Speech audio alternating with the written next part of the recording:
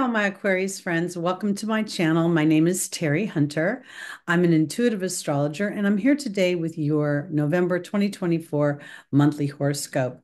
These horoscopes are based on whole sign Western astrology. So when I'm talking about Aquarius, I'm talking about Aquarius as the first house and the rising sign and dictating the landscape of the chart. This is also applicable to Aquarius Sun and Aquarius Moon. And if you have 3 or more planets in the sign of Aquarius, this video is also for you. When I refer to a day and a time, it's based on the Pacific time zone. So please adjust for your location. Okay, let's jump in because these are exciting times and there's all sorts of stuff going on. And one of the biggest things going on is a Pluto-Mars opposition. It's been going on since the end of October, and it sort of continues on through the beginning to middle of November, which is significant because we are in a presidential election here in the United States, and Mars and Pluto are taking no prisoners. So I did a separate video on the new moon, which starts on the 1st or is on the 1st of November. So there's more detail there, but we're going to pull up the chart now and we're going to briefly talk about it and then go into the rest of the aspects for the month. So let me share my screen. Okay, again, this is based on the Pacific time zone, so please adjust for your location. The the new moon is at 9 degrees of Scorpio, and this Scorpio is actually your 10th house of career, Aquarius. And this is very significant because it gives you an opportunity to really plant the seeds for a new beginning of some kind. I'm big on numbers. If you've watched me at all, I integrate a lot of schools of thought when I look at the chart. And this new moon coming together to create something that is just a seedling is at that 9th degree, which is the Sagittarian degree. So there is not only the culmination, the 9 is the culmination of a cycle before moving into a next phase, but we're planting the seeds for some sort of expansion. We're going to take that 9th degree as that Sagittarius degree, and we can look at that as referring to business. Sagittarius is not just foreign people, foreign places, and higher education and religion. It also rules writing and publishing and branding. And what we do in the everyday world nowadays so much is to create content, as I am doing here for my YouTube channel. So Aquarius, you actually rule the World Wide Web. And you may very well be planting things for planting the seeds for new and expanded ways of addressing your business. Now, also in the 10th house, we see it's a house of social status and public reputation. So you might even be planting the seeds for endeavoring something that aligns with something that's more authentic to your heart or more a passion project, potentially, something to that effect. Again, for more information about the specifics of the new moon, I did a separate video, but for the purposes of your particular video, this is in your 10th house, and this is very much going to be involved with your leadership skills, your public status. You could even potentially go from married or from single to married, from childless to child. There's a potential of planting the seeds for a change of status of some kind. Okay, now let's go on to the second, and I'm going to change the time. The time of the new moon is 5:47 a.m. Pacific time. We're going to move to the second, and I'm going to go a little later in the afternoon. I'm actually going to go to 5 p.m. because then we will see Mercury has just moved into Sagittarius. This is now your 11th house, the house you naturally rule. So now there could be lots of ideas. We've just had this new moon, and you could find your mind is just sort of very excited, and ideas could very well be popping. I also think that because we can see that while Mercury is currently at 0 degrees, it's making beautiful aspects to Neptune. Neptune is very dreamy, lots of ideas. They could come through inspirations. They could come through, even you could have inspirations in your dream time. Pluto is offering transformation. Always difficult, Pluto, never an easy energy. It really takes a lot of mastery. But with Pluto hovering at the 29th degree in your 12th house and about to move into your first house, this is really deconstructing any fears, limitations, any places you may feel powerless or out of control. And Pluto will support your revolution. That's kind of what I want to say, because while Pluto rules some very challenging things, it also rules that very deep psychology. And anytime that Aquarius is dumbing down their genius or their innovativeness, their uniqueness, that's when the anxiety can kick in, and when you can start to feel a sense of nerves, because being out of the box is being in the box for Aquarius. And we also see that we have, while Pluto and Mars are in this opposition, this is a very challenging time, but Mercury is supporting, or Mars is supporting Mercury right now, giving you an opportunity to be brave as Mars is about to move into your seventh house. But before it does, I think that this is very much related to business for some reason with Aquarius. Having your 10th house lit up with this new moon the day before, and then seeing your Cancer energy of the 6th house being lit up. There's something about work and new work ideas popping up. Yeah, and you may find there's a bit of, if we see a little bit of a challenge here in this very loose opposition to Uranus, but that could be a little bit about you thinking, oh, my ideas too much outside of the box. Or there could be people within the home environment that have inadvertently nurtured that sense of contrast between being part of the herd and being somebody that sits outside of the herd and has unique and exciting ideas. Aquarius rules so many things that are literally electric. So let's go now to the third, where we will see Mars has moved into Leo. Oh, not quite yet. Let me move a little later in the day. So by 9 p.m., I lost my Mars. There it is. Mars has moved into your 7th house. And this could be where you're really starting to feel, the Mars-Pluto opposition is going to unearth something that's at a deep level. And while oppositions can be very tense, they also offer a kind of tension that brings passion, a tension that brings an awareness to the deeper truth of what is important.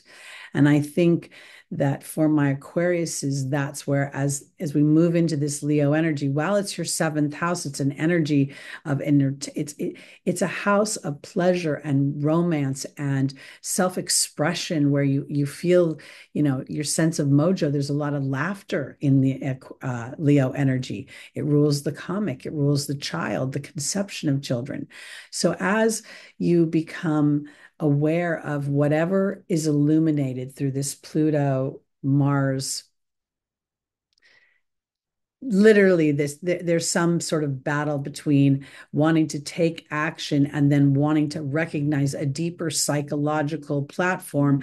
And as I recognize that platform, am I taking the action because I feel I have to? I'm being pushed in some way. Capricorn would make me feel pushed. It would make me feel there's a responsibility I have to do. There's something haunting me. And when we think about that in your 12th house, there could be an soul's ancestral dynamic of needing to feel a sense of obligation, and having Aquarius be your first house is bursting out of that and allowing this, liberation, this new definition of self.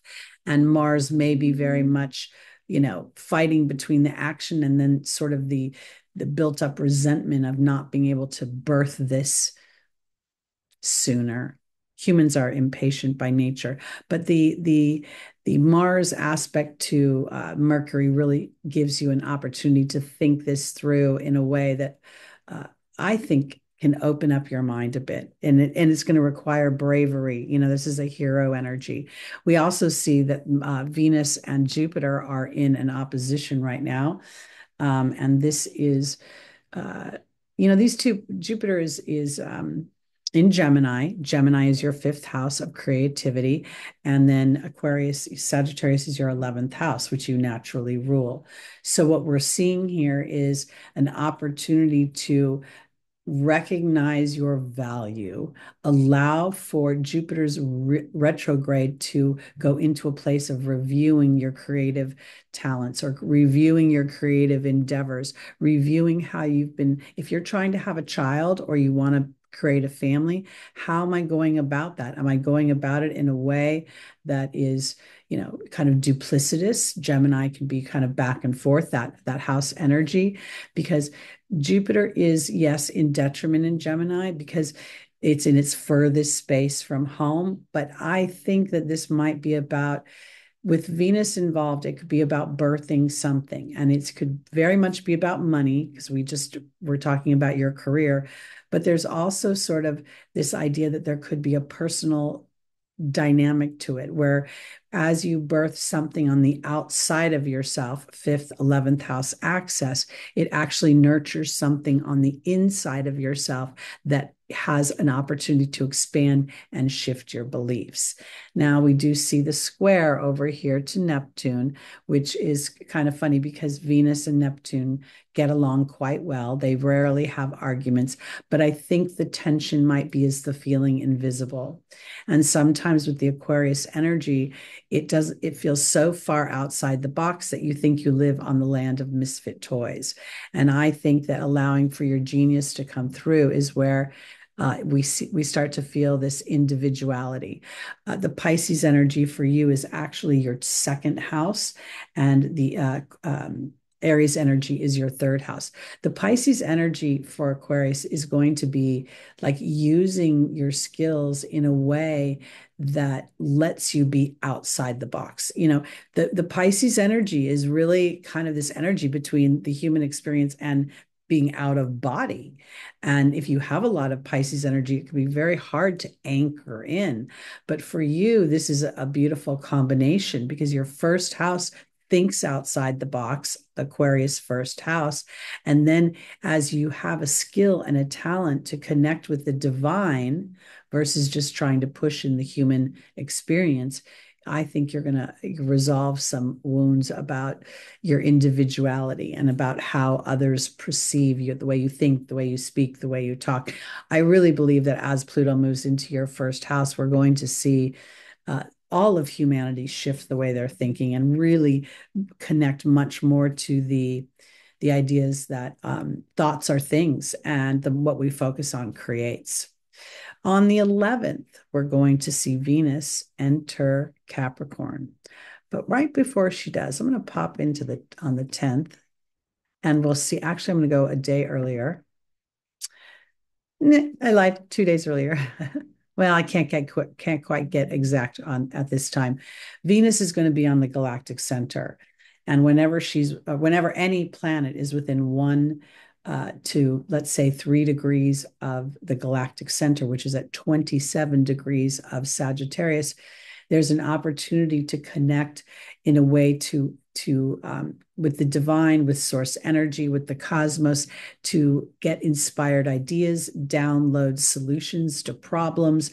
It's almost like this spot on the Zodiac where you can sit in meditation and feel a real connection. So here, Venus very much to me can support that energy. I think this is really powerful to take advantage of the few days we see here. The 8th, the 9th, the 10th, and the 11th are all good days to stay in connection with your inspired ideas, to slow down the monkey mind so that inspired thoughts can come through.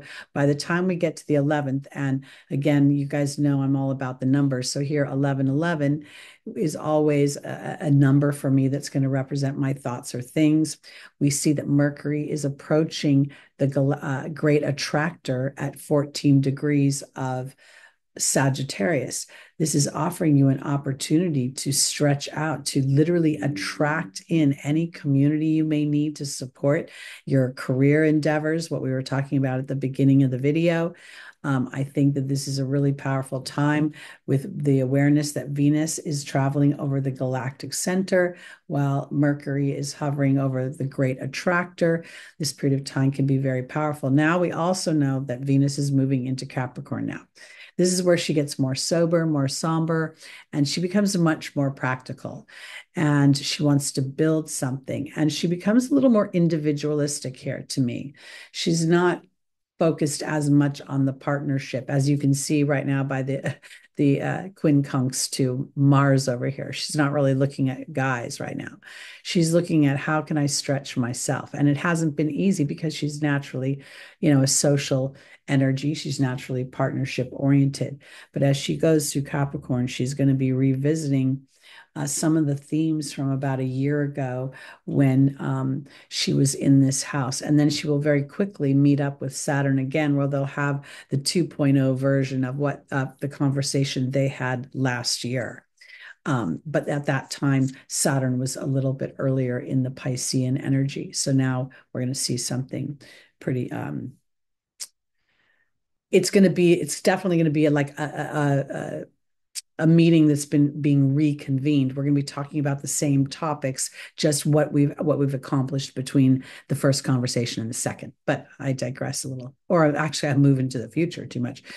I also want to note that Saturn is stationed at 12 degrees of Pisces, where it will pretty much sit for quite some time before it actually moves forward. It's going to go direct on the 15th, but here we see a direct square to Sagittarius, or Mercury in Sagittarius, again, your 11th house. So you may inadvertently have all these great big ideas and you want to just blast them all out. And at the same time, there's going to be a building energy. There's going to be a one, I've got to first lay the brick, then I lay the mortar, then I lay another brick. And that's what Saturn is going to want and actually demand from you in your second house, because that is really building your skills up. Because as you build them, you build your confidence and you also build a more authentic version of your voice. Second house rules the voice. Okay. On the day of the full moon, and there will be a separate video for the full moon in Taurus, is the same day that Saturn goes direct in Pisces. So I'm going to move to the 15th, and I'm going to go to 1:28 p.m., which is the full moon. And Saturn has gone direct. We can see here, Saturn's gone direct. And this full moon is an illumination. And when we look at the full moon, we see it as conjunct Uranus. And this is in your fourth house. We see actually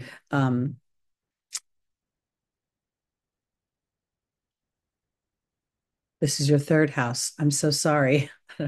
I saw the IC line and I just kind of bumped it over. And then I realized, no, it's not on Aquarius rising. So this is in your third house. Or I should say, no, it is your fourth house. I'm sorry. I confused myself by pushing on the sun. Aquarius, Pisces, Aries, Taurus. So what we're going to see is your fourth house is going to be lit up in a way where something that has been holding you back for potentially your whole life is going to suddenly pop.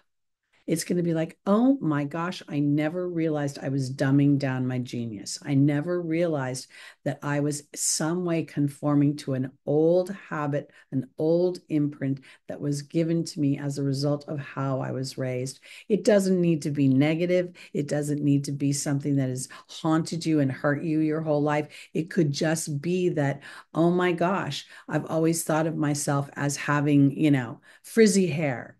And then I realized I have beautiful hair. I mean, it could be something that simple, but yet that damaging to the ego if you think something's distasteful. Because here what we're going to see is the moon is literally, the moon and Uranus are reflecting something about your ego and something that's been hiding underneath the surface. And this is in your 10th house. So here we're seeing that you have a real opportunity here to have an illumination about a career goal or a career passion or something where you want to change your status, and inadvertently you've been held back by something you didn't even know was there because it was just so ingrained in you. It could be I eat eggs every morning because that's what I was raised on, and then suddenly, I realize I don't need to eat eggs anymore.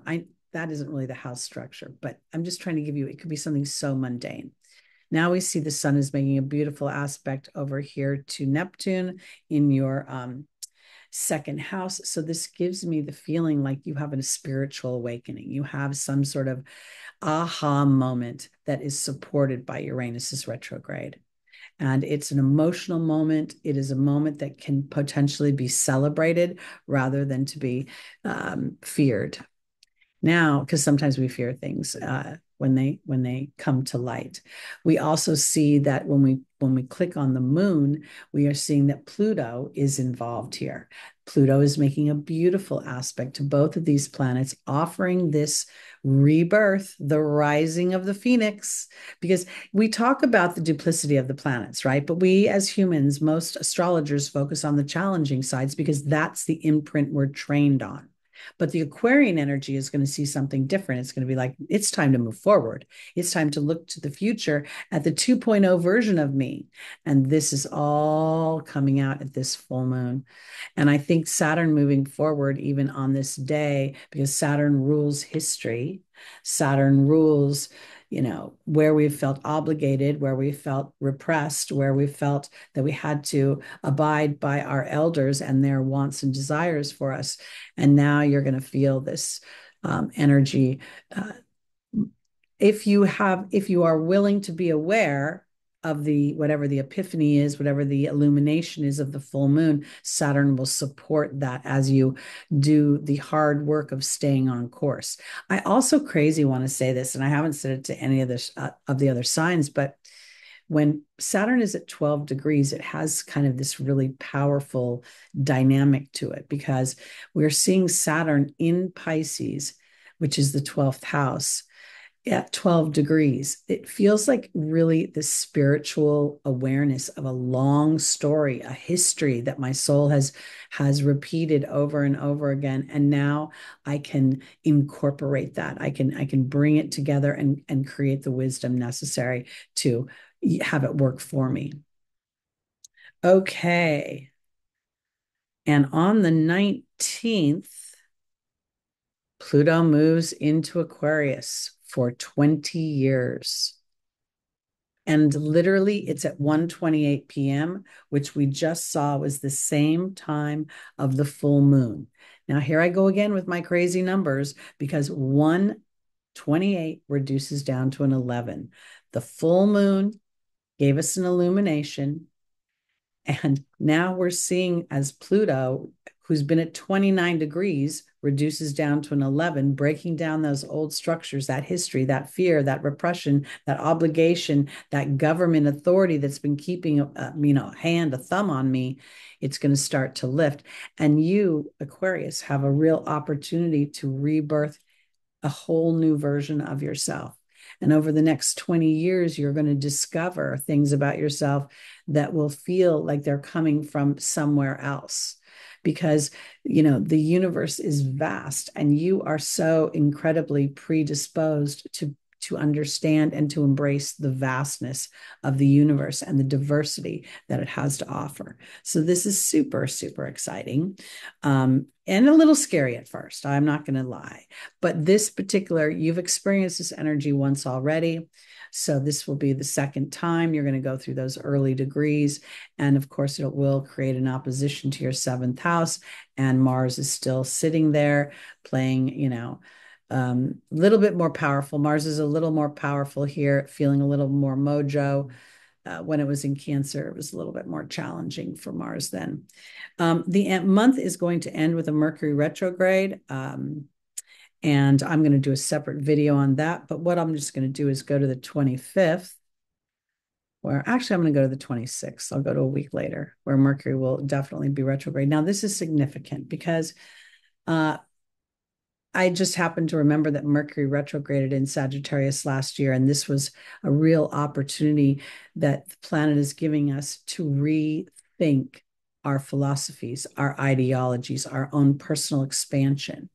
Mercury is retrograding at 22 degrees, and then it will go all the way back to 6 degrees, and it will hover over that great attractor 3 times in total before it's over. And this is a real opportunity to anchor into that energy, to be aware of my thoughts, to be aware that I am going to have power through my thoughts. And while I know that I have all this input from the outside world, I mean, we're talking, again, this month of November is unprecedented with the United States presidential election and the Pluto Mars opposition. I did a separate video on that as well. Please check it out. It is going to be tense. There's no way around it. It's a violence signature here. So the outside world could be all going cuckoo for Cocoa Puffs. And at the same time, your awareness of Mercury's energy going through Sagittarius, going through this 11th house that you naturally rule. So you focus on your hopes and your dreams. You focus in on sort of tuck in tighter into your uniqueness versus getting too caught up out here. And unless this is your passion, but this could very well start to attract the resources that make you look like a genius, clearly magical, as the rest of the world is challenged a little bit more than they are used to. I mean, literally, the people that are alive today are really, unless you're 100 years old and you lived through the Great Depression and the World War II, you don't know these hard times. I mean, yes, we had other wars, but there was a series of events in the early 20th century that hit humanity back to back to back. World War I, World War II, the Depression, and it was just pummeled. So I say this because as you take Mercury's energy through the end of the month and all the way through into December, and you utilize that energy to focus your thoughts, your experience could be very prosperous and very expansive rather than limited and closed down.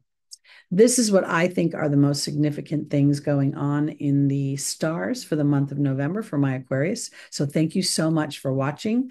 I'm going to stop my share now. Whoops. Thank you all for watching. Please like, please subscribe, please comment. I read all the comments. I don't always get a chance to respond because I'm trying to create more and more content for you guys. I hope you like it. And I will be back next month with your Decembers. We also started me and all my personalities. There's a November tarot card reading for you focused on money and love. So we're going to do that every month. Again, me and all my personalities, and be on the lookout for the full moon in Taurus, the Mercury retrograde. Lots of stuff going on in November. All right, everybody, I'll see you soon. Thanks so much. Bye.